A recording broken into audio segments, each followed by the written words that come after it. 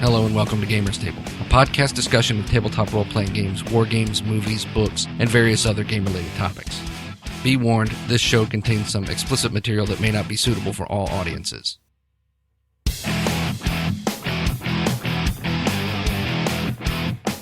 Hello and welcome to Gamers Table. My name is Eric. This is Mike. This is Dan. This is Mark. This is Jason. And I'm Sean. This week, Wizards of the Coast announced they are actively pursuing 5th edition. Which I think came as a pretty big surprise. Not to everybody. Not to a couple guys Certainly at this not table. to me. I'd just like to note real quick that I wasn't surprised because I didn't care that much. And that, you know what, Yes. there's a lot of that sentimentality in the community. You know what, it's been 4 years. From crotchety old curmudgeons. Well, but also, there were a lot of people who were really into 4th edition. They really Apparently so, yeah. Yeah, they Yeah, really I met a liked couple 4th. of those people. They were lame. I mean, I played it once the year before last at Gen Con, and I mean, it was okay. Much like 4th edition caused a rift in the D&D community. Just like 3.5 or 3rd edition did a long time forever ago. Oh, This yeah. happens every time. So my question is Dungeons & Dragons shooting itself in the foot? I mean, everybody who doesn't like 4th edition was pretty happy to hear that 4th edition is going away. They shot themselves in the foot with OGL. Well, I Googled it just a few minutes ago, and the first thing that popped up was a website, and their first caption was, "Who cares?"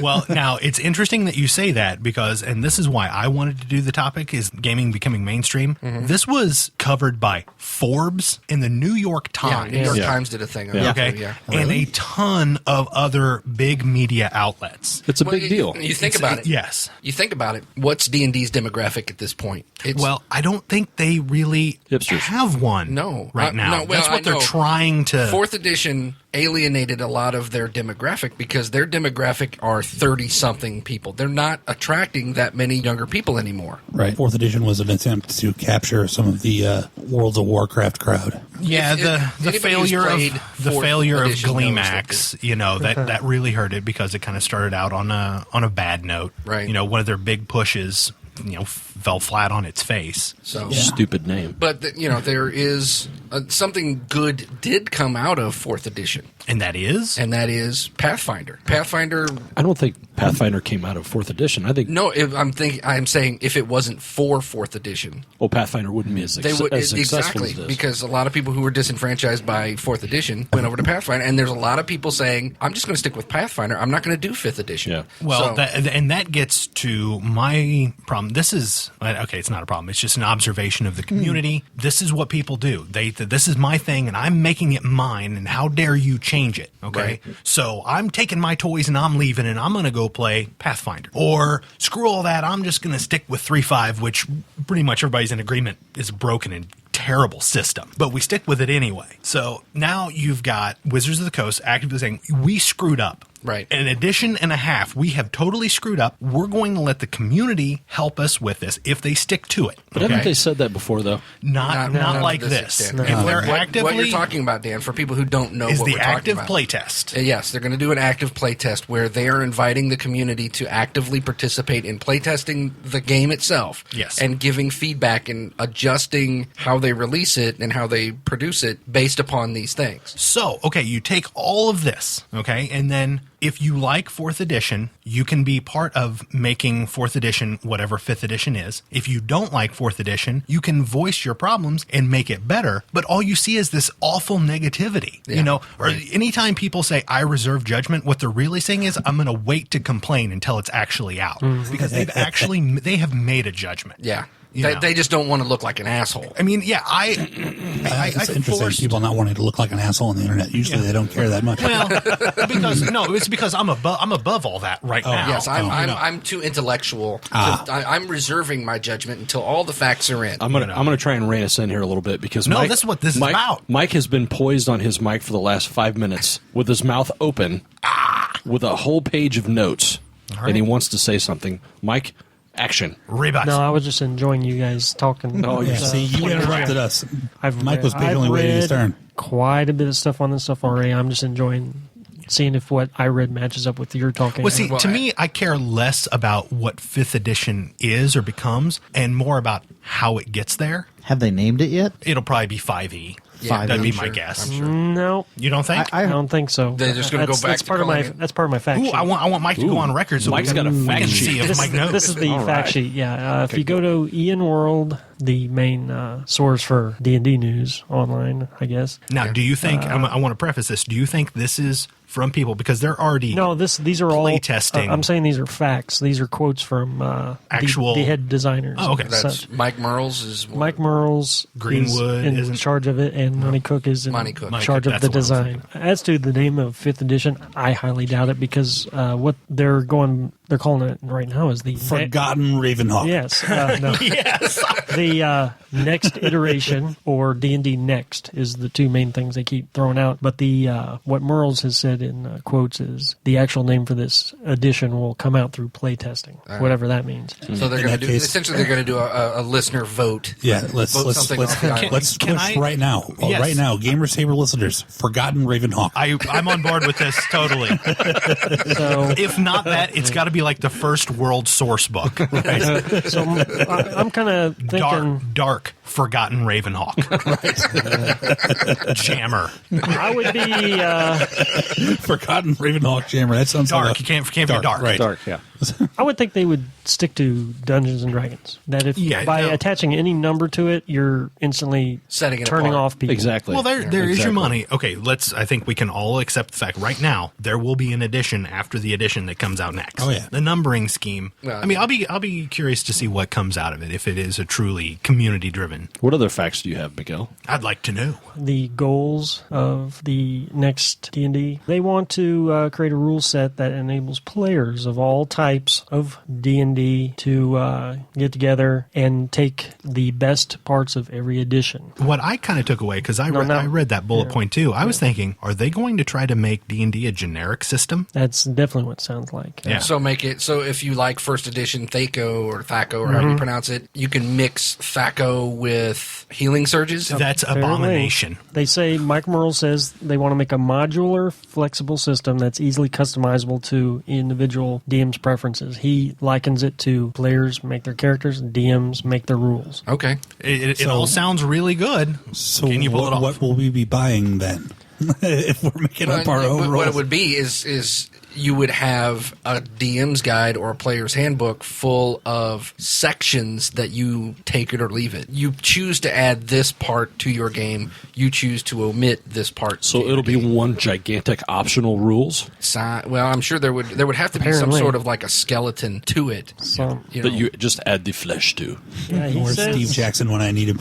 Yes. he says that it's going to allow players to use much of their existing content regardless of edition. So, I mean, Well, as okay. far back What as they've you want done to take so it. far is they've hit on every point you could possibly want them to. They have not alienated anyone with their current statements. Right. Now, I just want to interrupt for a second, otherwise I'll forget it. On the press release page or whatever, there was a link where you could sign up to be a part of the beta. Who at the table did? I did. I've done it twice. I didn't hear about it until we were in the car on the way here, so I'll do that when I get home. I used 2 Now, email addresses. are they actually going to? Are they going to pick and choose, or are they going to actually make it a community-driven? Okay, it sounded a lot like a standard computer game beta, where at first you have what they're in right now, which is alpha, and that's internal. And then they'll probably move to a closed beta, which will be invite only. Right. Okay, and then Cherry pick who they want. And then the final stage is open beta, where they open it up to just about everybody before it finally, quote unquote, goes gold, and you have your actual edition. Well, the first public playtest of it actually is taking place at the D&D Experience this month on the 26th.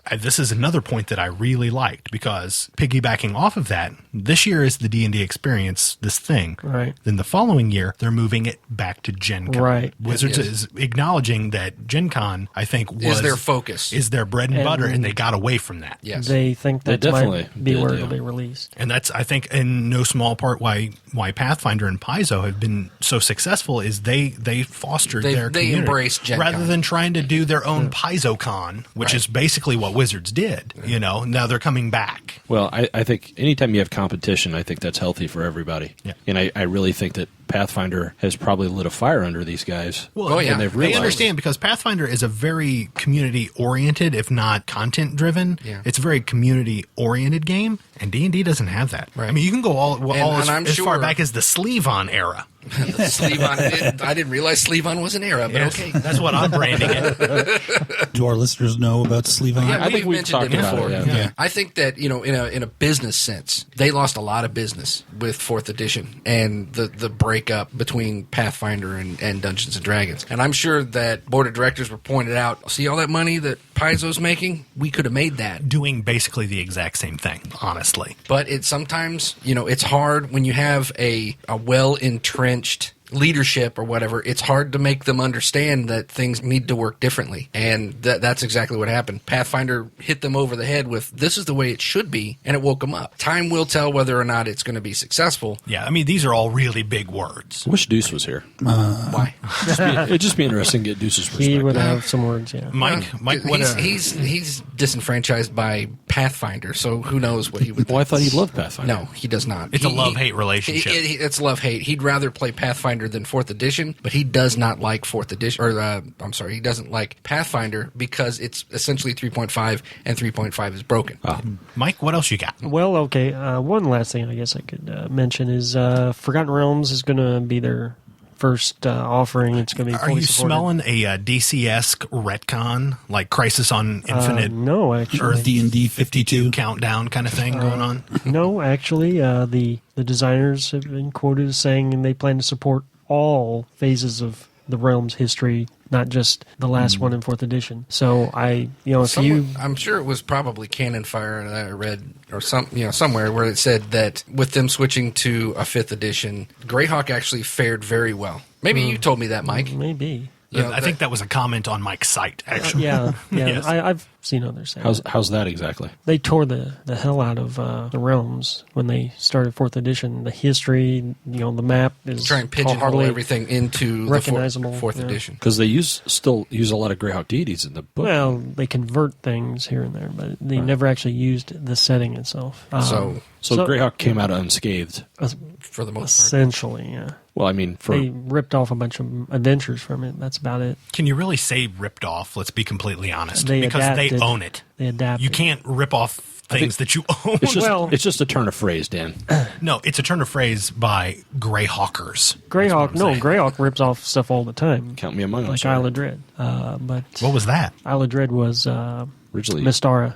yeah, Karamikos. Karamikos for the win. Known world. Basic D&D. That was the first campaign world we played in. Right. Oh, God, let's not go down In that road 7th again. grade, Dan. Here we go. Here we go. He tries just working it. It doesn't matter. Man, isn't that what we did in 7th grade? Well, I remember at the Well, now that's the goal of it. high school, the grade school kitchen table when we were playing for the first time. The pipe dream of 5th edition is they want to bring all the gamers back together. So if Jason is reminiscing about playing basic D&D, apparently this is There's going to be going to be a compatible function with it. for that. Well, like I say, I'm less concerned with the what it is and more with how it gets there because we're still I'm going to say at best 2 years out. Let's say plus or minus. Yeah. So, bringing it to a personal level, 4th edition, although I'm not that enamored with it, I still bought most of the rule books.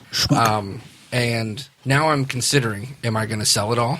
Am I going to get rid of it all now and go into 5th edition? So, that's the big what if. That's why they need to do a trade-in. I've always thought games should do a trade-in system, like even if it's only like maybe $2 or $3 off the next book, you got to get something out of this. Yeah. Otherwise, it's just recycled paper. Or we do like what we had talked about last week and donate them to the military. Yeah. I like that idea. Yeah. I was considering selling all my 4th edition books on eBay, but now that you bring that up. Well, I would say, given like the insight from Greg, maybe you give the core books and then sell all the peripheral stuff. Because, if you're over there. This is like kind of a first taste free kind of thing. Yeah. Well, not to mention, if you only got enough room for a couple books, you don't need Right. like all the monster Exactly. manuals and stuff like that. All right. So anyway, I'm considering selling my books, and I'm talking to my wife about this because I've got all my 4th edition books right there on the shelf, right in my computer room, and I'm looking at it, and I'm like starting to